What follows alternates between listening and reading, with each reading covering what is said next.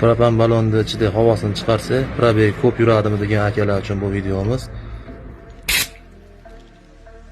Ko'p shopir akalar shu muammo bilan kelishyapti. Balonda havo qolib ketyapti, gaz zapravkaga kirsam gazni kam olyapti deb. Bunga sabab balonning ichida gaz tugagandan keyin havo qolib ketadi, ma'lum miqdorda. Shuni hisobiga gazni kam oladi. Ko'pchilik buni zapravочныйsiga ham mana shuni atverka tiqib chiqarishyapti. Bu juda ham xavfli bo'lishi mumkin. Navoda ichida gaz qolib ketgan bo'lsa, qo'llar kuydirish chiqadi bas. Keyin buni hidi zaharli, odam zaharlab qo'yishi mumkin.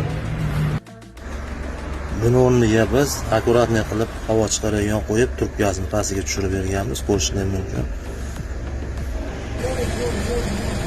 Kranni burasa, mana shu tagida trubkadan havosi chiqib ketadi. 3-4 ta zapravkada bir shu kranni ochib tashlansa, havosi chiqib ketadi.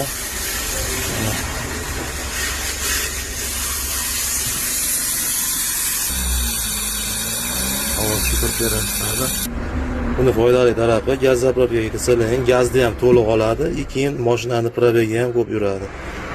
Videomiz foydali bo'lgan bo'lsa, bu videoni tez propanda yuradigan tanishlarga jo'natib qo'yinglar.